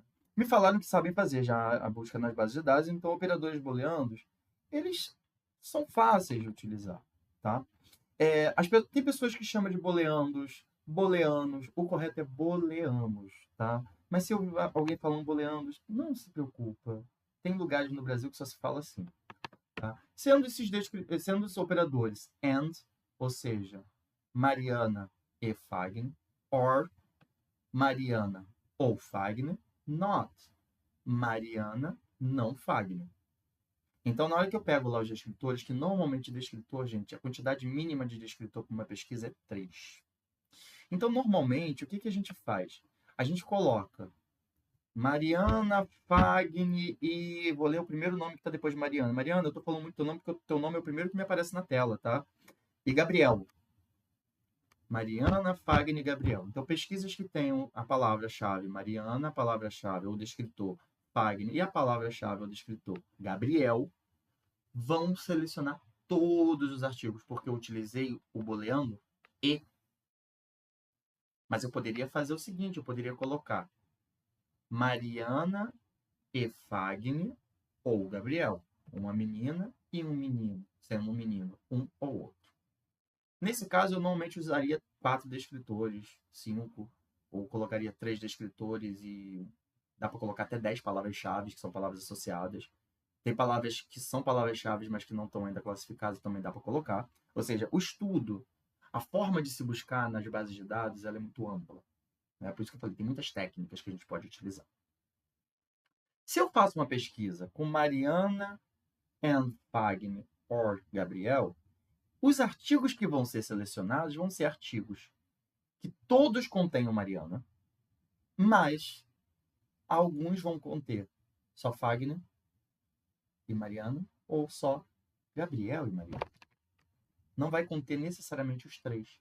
Isso faz com que a nossa busca se torne mais ampla. Então, isso me permite aumentar o volume de artigos disponibilizados. Estão conseguindo acompanhar? Show. Desculpa. Tá. Outra coisa. Os booleanos, eles vão ser utilizados na base de dados, junto com os descritores, né? Mas é importante você dizer o dia que você fez essa pesquisa. Por quê? Você concorda comigo que base de dados publica os artigos todos os dias? Ou uma vez por mês, mas está sempre se atualizando? Digamos que a Mariana fez a pesquisa dela hoje E aí eu venho tentar reproduzir daqui a 2 semanas. Só que daqui a 2 semanas, na hora de reproduzir, eu não encontro os artigos que a Mariana encontrou. Eu encontro menos. Ah, mas não era para ser mais? Eu encontro menos. Por quê? Porque a base de dados não está mais disponibilizando os artigos que na época estava. Ou eu encontro mais. Por quê? Porque a base de dados adicionou artigos que na época não existiam. Então, na hora que você fala que fez a busca, é importante você dizer quando fez. Porque isso vai dar um senso na hora de fazer a reprodutividade, né? Essa capacidade de reproduzir, ela vai dizer assim, olha, teve alteração no quantitativo de artigo, mas o quantitativo não está tão diferente. Ela vai permitir que essa diferença de artigos ela seja aceitável dentro da pesquisa, já que eu estou fazendo um padrão de reproduzir uma pesquisa que outra pessoa fez. Tá bom? Eu, quando faço revisão, eu avalio artigos para uma revista, né? Quando eu recebo as pesquisas de revisão da literatura, eu sempre reproduzo a pesquisa inteira da pessoa para ver se ela é fidedigna, né? No TCC, normalmente quem vai fazer essa reprodução é o seu orientador e talvez a banca no final. Ela tente reproduzir. Normalmente o orientador tenta reproduzir para ver se está ok. O presidente da banca, que nem sempre é o orientador, ele pode fazer também essa etapa. E a banca em si só analisar o conteúdo, tá bom? Mas é importante vocês entenderem que essa etapa ela existe para isso, tá bom? Para proporcionar essa capacidade de reproduzir, né, novamente a pesquisa. Chegamos na D. Triagem e seleção dos documentos. A seleção ocorre por meio da leitura inicial. Isso daí é lá atrás, entre A e B. Tá? Mas aqui eu faço uma releitura. A seleção ocorre por meio da leitura inicial do título e resumo. E depois, os estudos potencialmente relevantes são lidos na íntegra. Lembra? Síntese do que eu falei lá para você entre A e B. Que é lá que acontece. Aqui é só o que você precisa colocar no seu texto. Vocês estão acompanhando isso? Estão entendendo? Na apostila de vocês, algumas coisas estão fora de ordem da apresentação. Por quê? Porque a ideia da apresentação ela é trazer um raciocínio e uma cronologia que permita a facilidade do entendimento. Na apostila, não. Está tudo corrido de uma forma mais geral. Tá bom?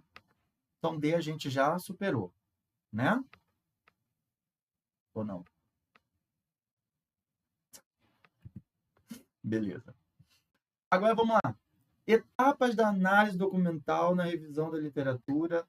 Letra E. Extração e organização das informações. Quando a gente faz a revisão da literatura, nós temos uma estrutura textual a respeitar. Eu acho que todo mundo aqui está familiarizado com uma estrutura textual de TCC, porque teve que passar por isso lá na faculdade. Na faculdade, para hoje, não mudou. Tá? A estrutura textual continua a mesma. Capa, contracapa, título, resumo em português, não precisa de resumo em inglês, introdução, objetivo, metodologia. No objetivo pode estar pergunta de pesquisa também. Tá? Metodologia, resultados, discussão, conclusão, referência, anexos, caso haja. Pegaram aí a estrutura? Essa é a estrutura básica, gente. Não tem mistério, tá? Ela não muda há sei lá quantos milhões de anos. O que nós temos hoje, diferente, que não é uma mudança de estrutura, é uma adaptação da estrutura, é que alguns trabalhos eles podem vir com resultados e discussão junto. Aí a gente tem aquele capítulo resultados e discussões, ou seja, você vai apresentando os resultados e já discute eles. É muito usado em metodologia quantitativa, tá? Que às vezes até nos permite também um deslize com uma metodologia mais mista. Só que vamos lá. Encontrei artigos, selecionei, fiz aquela busca, fiz leitura de títulos e resumo, depois fiz leitura dos artigos na íntegra. O que eu vou fazer? Né? Eu selecionei 16 artigos que eu falei ali atrás, 12, não lembro mais. Já me perdi no número, vou inventar um número aqui até o final da aula toda hora. Tá? Então, eu selecionei lá 16 artigos. O que eu vou colocar desses artigos no meu resultado? Tá? O que eu vou colocar ali nos meus resultados? Eu vou apresentar literalmente os artigos. Gente, os resultados, ele é o capítulo mais simples de se fazer do seu TCC. Por quê? Os resultados, eles só têm que exibir os resultados. Né? Então, eu selecionei 16 artigos. Eu vou pegar esses artigos, vou fazer uma tabelinha. Aí, vou colocar o autor e o ano. O nome completo do autor não. Como faz a citação? Né? Por exemplo, Chelasco, 2023. Fontinelli, 2014. Como é que é o nome do outro? Filippo, 2015. Então, é assim que eu vou citar o autor. Eu vou citar o autor na primeira coluna. Tá? Depois, na segunda coluna, eu vou trazer o objetivo do estudo que eu selecionei. Qual era o objetivo daquele estudo que eu selecionei? O objetivo dele não precisa estar igual ao meu. O estudo tem que responder a minha pergunta de pesquisa. Para sim ou para não, mas ele tem que responder. Agora, o objetivo desse estudo qual era? Por que eu tenho que colocar isso aqui? Porque isso é interessante. Trazer, às vezes, a reflexão sobre estudos que tinham o objetivo de provar A e descobriram B. Ou estudos que tinham o objetivo de provar A e, no meio da descoberta, trouxeram algo que é importante para o seu trabalho. Então, sem querer, eles trouxeram uma informação. Então, o objetivo do estudo ajuda. Metodologia empregada no estudo. Você vai colocar uma outra colunazinha com a metodologia empregada no estudo. E depois, principais achados e conclusão. Wagner, eu vou colocar a conclusão inteira? Não, você vai fazer uma síntese dos principais achados daquele artigo. Então, na hora que você estiver lendo o artigo que você selecionou, esse artigo aqui está dentro. Você já monta a sua tabelinha no Excel, tá? Aí coloca autor, objetivo do estudo, metodologia empregada, principais achados e conclusões. E aí você coloca lá o autor, depois você coloca os objetivos do estudo. Resumo disso. Um resumo que vocês vão colocar. Tá? Metodologia empregada, um resumo. Principais achados, um resumo. Conclusão, um resumo. Eu já vi fazer essa tabela também, colocando só o autor, o ano da publicação, o título do artigo, tá? Resultados e conclusão. Tudo junto numa coisa só. Tá errado? Não. Lembra, a metodologia empregada no seu trabalho é sua. O que eu estou dando aqui para vocês é um básico do que tem que ter. Conforme eu apresentei aqui para vocês, na extração das informações, o nome disso aqui se chama etapa de catalogação. Ixi, travou aqui. Tá? Essa parte de catalogar, ou também chamada de fichamento, que é quando eu pego meus artigos e faço fichamento deles, separando eles por grupos, dando a eles contextos. E aí, dentro do meu fichamento, eu posso verificar quantos artigos concordam, quantos artigos discordam, quem fala o quê, quem fala qual. Tá bom? E isso aqui, gente, essa tabela, você vai colocar lá no seu trabalho assim, ó, resultados. Depois você coloca a tabela embaixo. E aí você coloca embaixo da tabela uma citação. Né? Quem foi que fez aquela tabela? Quem é responsável pelaquela tabela? Você. Então, lá embaixo, na hora de você citar a tabela, você vai colocar entre parênteses seu último sobrenome e o ano vigente, 2025. Ou você pode colocar autor. Tá bom? Por quê? Aquilo de lá é produto do seu trabalho. Aquilo é um produto seu. Eticamente, tem que estar referenciado com o seu nome. Vocês estão conseguindo acompanhar isso daí? Eu acabei de dar para vocês como escrever os resultados da sua pesquisa. Tá bom? Agora vamos lá. É a Lara que vai fazer um estudo de caso. É isso? Então, no caso da Lara, ela não vai ter esses resultados. Tá, Lara? Só que os artigos que você vai utilizar para embasar teoricamente a sua pesquisa, Evelyn, é Lara mesmo, não é isso? Tá. Os artigos que você vai utilizar, você vai colocar na sua revisão.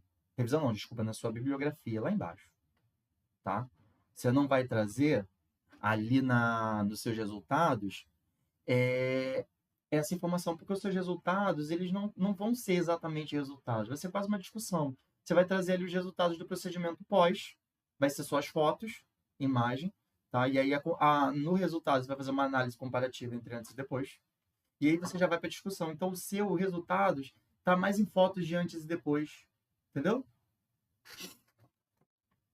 Não sei se a Lara está aqui na sala, não estou conseguindo ver todo mundo, mas se ela não tiver, quem pegou esse bizu, avisa para a coleguinha, tá bom? Obrigado, Evelyn. Então, etapa já foi, partiu. Análise e síntese dos dados documental. Após a extração dos dados, são analisados com base em categorias, temáticas, eixos analíticos definidos pelo pesquisador. O que significa isso, gente? Eu peguei essa tabela que eu fiz e eu quero discutir ela quantitativamente. Eu posso utilizar eixos X e Y, lembra? Aquelas tabelinhas? Para poder fazer análises estatísticas com relação aos eixos. Eu posso avaliar isso dentro de um sistema, tá? Então, isso daqui é uma tratativa daqueles resultados. Tá? Isso eu dei um exemplo de uma análise quantitativa. Só que eu posso fazer isso aqui também com uma qualitativa. Em vez de utilizar uma análise em vez de utilizar sistema de cálculos, eu posso simplesmente falar sobre padrões que estão perceptíveis ali, ainda que esses padrões sejam subjetivos. Só que eu tenho que falar sobre esses padrões e eu tenho que evidenciar como eu encontrei esses padrões. Não é só dizer que há padrões. Um exemplo. Minha escova de prótese. Tá? Essa escova de prótese está torta. Por que ela está torta? Né? Como é que eu vou analisar por que essa escova está torta? Está torta porque eu esfrego. Gente, é besta para poder responder, porque isso é besta mesmo. A análise quem vai fazer é você. Então, o quão profundo isso daqui vai depender de quão profundo você pretende ir na sua pesquisa. Conseguem compreender ou falei grego agora? Beleza. Agora, o objetivo, né, da síntese dos dados é identificar padrões, contradições, lacunas para contribuição teórica, permitindo uma compreensão. Gente, eu vou falar para vocês o português claro desse último parágrafo aqui, tá bom? Qual é o português claro disso daqui, gente? Uma pesquisa de revisão de literatura, ou seja, uma pesquisa documental, ela já tem como objetivo identificar as lacunas do conhecimento. Por isso que quando você quer iniciar o processo de construção da sua ideia de pesquisa, é muito interessante você pegar um artigo de revisão de literatura, e é assim mesmo, tá, que se faz. E é isso que eu mando os meus alunos fazerem, tá? Pega uma revisão de literatura, lê essa revisão e vê se alguma coisa não ficou respondida. Busca um artigo que se assemelha ao que você queria pesquisar, até para descobrir se o que você está pesquisando é inédito, né? Ou se é uma coisa que já está batida. Que às vezes a gente quer pesquisar um item, uma informação, né? Que todo mundo pesquisou. Que todo mundo sabe. A gente só está refazendo pesquisa porque é um trabalho de TCC, é um trabalho, né? O ineditismo ele é muito interessante. Falo aqui agora na ideia de vocês levarem o TCC de vocês para publicação de um artigo. É possível, tá? A publicação de um artigo é muito possível. Cumprindo todo esse rigor, impossível seria não publicar. Só que é basicamente isso que ele está falando quando a gente faz análise e síntese dos documentos. Eu já cataloguei eles lá. Eu analisei, coloquei na minha tabela. Fiz a síntese. Agora, o que eu quero saber? Eu vou identificar padrões das informações. Olha, fulano falou, Beltrano falou, mas ciclano falou diferente. Eu vou identificar coisas que não ficaram ditas. Coisas que me deixaram em dúvida. Também conhecidas como lacunas de conhecimento. Falei grego? Espero que não. Nessa eu não quero nem resposta. Agora vamos lá. Ferramenta de análise de dados. Que pacata de coisa é essa? Quase falei uma palavra feia. Aí o curso vai me bater. Vamos lá. As ferramentas de análise de dados são ferramentas muito interessantes, tá? Nós temos softwares de análise. Eu pego os artigos, coloco as informações dos artigos lá e ele faz uma análise para mim, tá? Estatística descritiva e inferencial, aquelas estatísticas que eu falei de mãozinha, tá? De fazer cálculozinho na mão. Análise de conteúdo, ou seja, você vai observar o tipo de...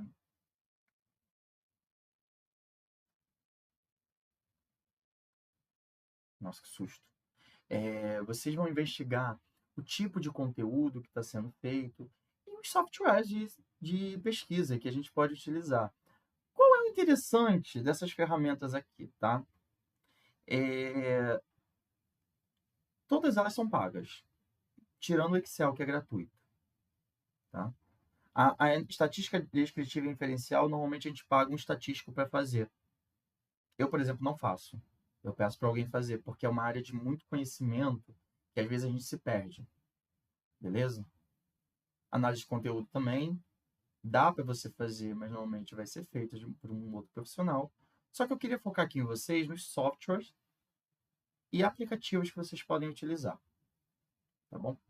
Esses sistemas aqui, se você prestar bem atenção, tirando a análise de conteúdo, que pode ser tanto quant quanto quali, esses sistemas eles são predominantemente quantitativos.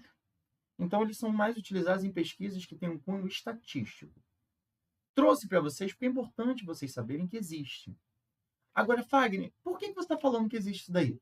Que é importante.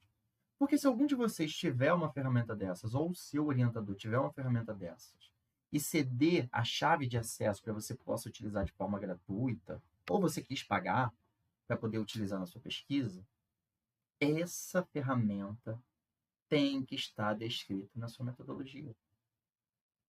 No campo referente a como os dados foram analisados. Então, eu utilizei o sistema SPSS. Eu uso esse sistema. Aí você vai colocar lá.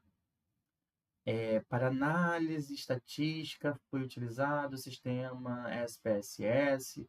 Licença. Por que tem que colocar o número da licença?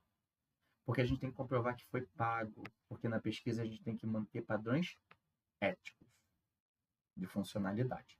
Então, a gente precisa colocar, quando a utilização do sistema, a licença que foi utilizada para aquele sistema. Que é uma forma que eu tenho de comprovar que a ciência foi feita dentro dos padrões éticos.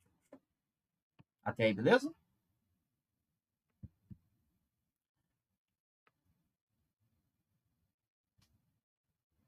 Aqui, eu trouxe um pouquinho das ferramentas, né, das diferenças entre elas. Tá? Eu trouxe aqui o tipo de análise que cada uma utiliza. E aí, lembra que eu falei ali para vocês? Quantitativa, quantitativa, quantitativa, quantitativa? Olha só. Ali, somente nos sistemas lá no final, que nós temos uma possibilidade de análise quantitativa, qualitativa ou mista, porque nós temos um Excel ali, tá?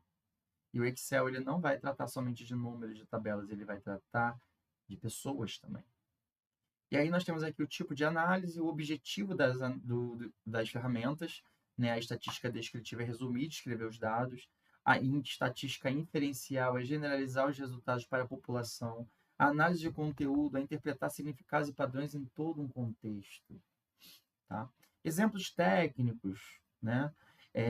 Média, mediana, desvio. O que são esses exemplos técnicos, pessoal? São as fórmulas que são utilizadas dentro dessas estatísticas.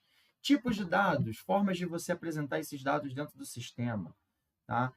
Numérico, textuais, entrevistas. Né? Numérico, textuais, depende do software. Você está vendo que isso daqui é uma coisa um pouco mais elaborada. Trouxe aqui esse exemplo comparativo. Eu acho que essa tabela e a outra não está na apostila de vocês. Então, não precisa se preocupar, porque eu também disponibilizo slides. Só que os meus slides eu só disponibilizo quando eu encerro a aula. porque não faz sentido vocês terem um slide meu sem ter ouvido o que eu falei antes, porque eu escrevo os slides para eu lembrar do conteúdo ao longo da aula. Então, fica meio perdido quando a pessoa só olha assim do Neida, tá? Gente, vou meter isso daqui? Não. Até porque eu sei que a gente tem a aula até 10h30, mas eu também sei que metodologia é cansativa. Eu também entendo que a maioria de vocês deve estar aí com a cabeça queimando. Tá bom? Então, em respeito a isso, vamos seguir? Ética em pesquisa. Não vou me aprofundar em ética em pesquisa, mas eu tenho que trazer algumas observações para vocês. Tá? Quais são as nuances que um pesquisador precisa estar atento durante a confecção da sua pesquisa? Compromisso com a integralidade científica. O que é isso, gente? Os meus dados têm que ser verídicos. Tá? Eu estou publicando alguma coisa que pode ser testada, algumas pessoas testam, eu testo, eu tento replicar, mas nem todo mundo replica na hora da publicação. Né? A gente tem histórias aí do cientista lá que fez, né, do médico que perdeu até a licença porque publicou que vacina era ruim, né? Depois ele teve que se retratar e até hoje está aí. A gente está com dificuldade com pessoas para vacinar. Né? Então, assim, esse compromisso aqui foi o que ele rompeu. O compromisso dele com a integridade científica. Respeito aos direitos autorais. Cara, isso aqui é muito simples. Respeito aos direitos autorais. Eu quero usar um texto que a Mariana escreveu. Eu parafraseio esse texto. Eu boto ele na íntegra no meu texto. Faço uma citação direta. Ou faço uma citação indireta. Parafraseando esse texto. Porque o que eu não posso deixar de fazer é dizer quem foi o autor daquele texto original, ou seja, quem me deu aquela ideia. E aí já fica um bizu para os senhores e senhoritas, né, de que todo parágrafo do capítulo de introdução, todo parágrafo do capítulo de resultados e todo parágrafo do capítulo de discussão vão ter referência ao término do texto, ou no meio do texto, no término, porque você não tirou nada da sua cachola. Eu estou olhando para o celular e a câmera está aqui. Você não tirou nada da sua cachola. Você tirou essa informação de algum lugar. E como a gente deve respeitar os direitos autorais, essa informação que você tirou de algum lugar tem que estar referenciada por citação direta, indireta. Isso vocês vão ter aprofundado no curso de metodologia online assíncrono. Que é isso? Metodologia online assíncrono. Não tem um professor falando com vocês dando aula como hoje. Tá? É um curso que vai dar só teoria, teoria, teoria, é tudo gravado, acabou, acabou. Tá bom? Então, essa é a diferença de assíncrono para síncrono. Síncrono, você está aqui comigo, em sincronia, tendo a aula. Assíncrono, a aula já foi gravada, já foi deixada, já foi vista. Tá bom? Transparência na metodologia. Gente, é só vocês colocarem tudo que eu coloquei ali de A a F das etapas metodológicas e o prelúdio da metodologia, que eu fui falando para vocês sobre os tipos, sobre o método, tá? Que vocês já vão estar respeitando a transparência metodológica. Responsabilidade social. Alguém aqui quer arriscar, saber o que quer tentar aí? O que é responsabilidade social? Vou selecionar alguém, tá? Gabriel. Gabriel?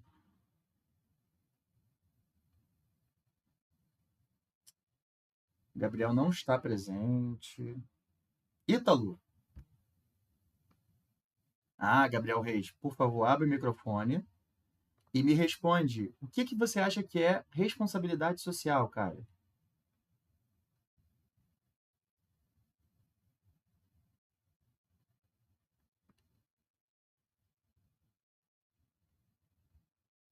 Se você não quiser abrir o microfone, eu aceito o chat, mas eu quero uma resposta.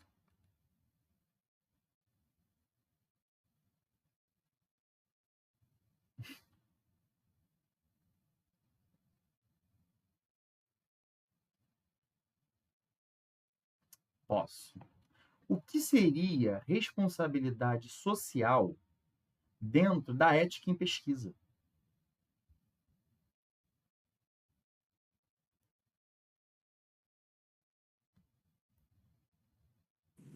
Alessandra, sua câmera tá aberta.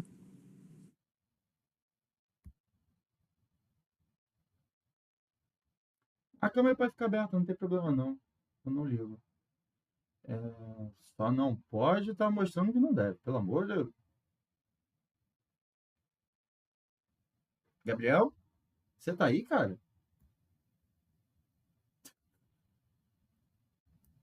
Também acho, Lara, também acho. Ó, pelo tempo, o Gabriel foi pesquisar no Google, tá? Gabriel, você demorou muito para pesquisar no Google. Não, desiste de você. Não, não vou aceitar não. Vamos lá. Ó, refere-se à obrigação de agir de forma correta. Não, errado. Esse daí é o compromisso com a integralidade científica. Eu sei que metodologia é muito chato, é muito maçante. Por isso que eu chamo vocês de vez em quando. Porque senão vocês vão se perder. Tá? E esse é o momento que vocês podem fazer perguntas sobre como escrever o TCC de vocês. Tá bom? Então vamos lá. Responsabilidade social. Toda pesquisa que a gente realiza, ela impacta a nossa sociedade. Se eu sei que a minha pesquisa ela vai impactar a minha sociedade, não creio. Tá perdoado. Tá perdoado porque ontem eu estava trabalhando até 2h30 da manhã, te entendo. A vida da gente é de empresário, né? A gente tá nessa luta. Então vamos lá. Quando a gente fala de responsabilidade social, a gente está aqui falando sobre o impacto que uma pesquisa que eu produzo tem sobre a sociedade. Mas uma pesquisa que eu produzo tem um impacto na sociedade? Tem. Na sociedade acadêmica. Esse mesmo conteúdo pode ser utilizado como precursor lá na frente de uma pesquisa maior, que vai ter um impacto social nas comunidades, na população. As suas pesquisas, elas podem impactar diretamente a sua saúde. Porque nós somos profissionais da saúde, a gente gera conteúdo científico para a saúde. Então, é óbvio que durante uma pesquisa que eu faço, eu tenho uma responsabilidade com a sociedade. Tá? Eu tenho uma responsabilidade com a sociedade, primeiro porque eu me formei, né? E pelos padrões aí da pesquisa, se eu sou formado, eu tenho que ajudar pessoas que estão em processo de formação a alcançar. E, além disso, eu tenho que fazer entrega social. Então, gente, quando a gente fala de ética em pesquisa, a gente está falando sobre tudo isso. Transparência do método, respeito às obras autorais de outras pessoas, citações, compromisso com a integridade científica, o que eu estou publicando é verídico, eu estudei de verdade, eu não menti. Responsabilidade social, o que eu pesquiso, o que eu produzo, impacta a sociedade. Como ele vai impactar? Existem trabalhos que até preveem possíveis impactos sociais. Lá nos objetivos. Então, assim, olha quanta coisa legal e, ao mesmo tempo, que a gente perde. Né? Agora, isenção de submissão ao Comitê de Ética e Pesquisa. Vou falar agora aqui para a Lara e para todos os demais colegas. Tá? O que é isenção de submissão ao Comitê de Ética? Segundo a Resolução 510 de 2016. Toda pesquisa realizada em humanos ou em seres vivos, ela deve passar por uma avaliação do Comitê de Ética e Pesquisa.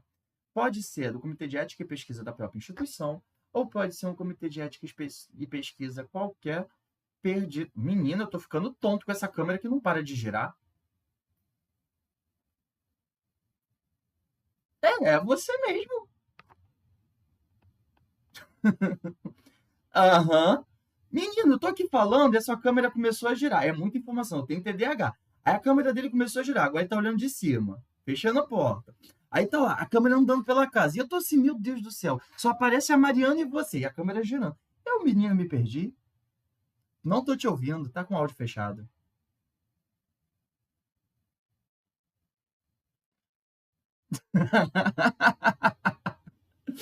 A Lara, você foi ótima.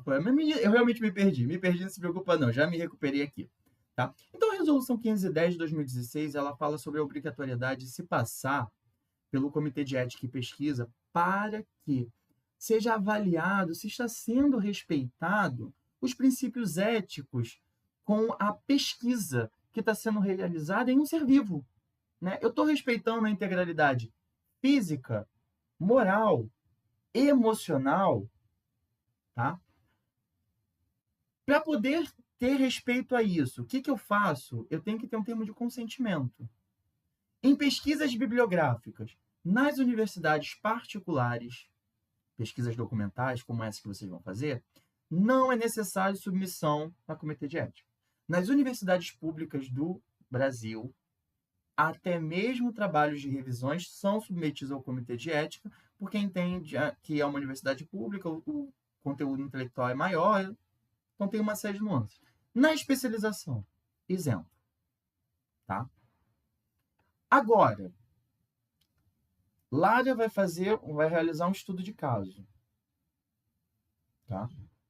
Ela precisa ter, no mínimo, consentimento da paciente para o uso de imagens. Todos os pacientes do Instituto Topmaster assinam o termo de consentimento de imagem. Então, a Lara, com a pacientezinha dela, já está respaldada. Pegaram? Não? Show. Gente, ó, me ajuda. Que se vocês não respondem, eu fico às vezes achando que não pegou nada, tá?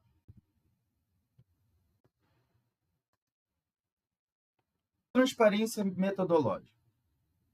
Explicita os critérios de inclusão e exclusão do material, informar a base de dados utilizada, apresentar o período e o recorte temporal, descrever como foi feita a análise do conteúdo. Ou seja, são elementos que garantem que o seu trabalho ele pode ser reproduzido. Eita, Jesus! Esse daqui é uma colinha para vocês não perderem na hora de fazer o seu TCC. Eu sei que eu falei a nota, eu sei que eu dei uma apostila. Cara, eu acho que eu dei muita cola. Tô pensando aqui agora, acho que essa aula ficou com muita informação. E foi isso, gente. Tá? Obrigado por aguentar até aqui. Bons estudos. Esses daqui são os meus contatos. Me sigam nas redes sociais, tá? Vocês têm aí, ó, o meu WhatsApp, o meu Instagram, podem me mandar. Com relação... Parem, Mara, esse negócio. É muito engraçado esse negócio. Eu sou bem bobo, mas vamos lá. Com relação ao TCC de vocês já escolheram seus orientadores? Não? Tá. Eu vou verificar com o Júnior se eu vou entrar para orientador, tá? Se eu não for entrar para orientador, ele vai falar quem está disponível para vocês ainda. Não se preocupa não. Você ainda tem uma disciplina de 60 horas para fazer, filho. Não, tranquilo, tá? De qualquer forma, meus contatos estão aqui para a gente poder... Vocês podem me mandar dúvida com relação ao TCC de vocês, tá? Às vezes eu demoro a responder, tá bom? Não coloquei o meu e-mail aqui na tela, eu deveria ter posto, tá? Mas quem precisar de ajuda e me mandar mensagem pelo WhatsApp, pelo Instagram, é só me mandar eu vou mandar o meu e-mail e vocês me mandam o material, eu leio, devolvo, respondo. Levo em torno de 5 dias para responder, tá? E-mail de trabalho de conclusão. Então, nunca vou responder um e-mail com imediato. Pode acontecer, mas não vai ser uma regra, tá bom? E agora a gente abriu portas, tá? Vou fechar aqui a gravação, que a aula finalizou.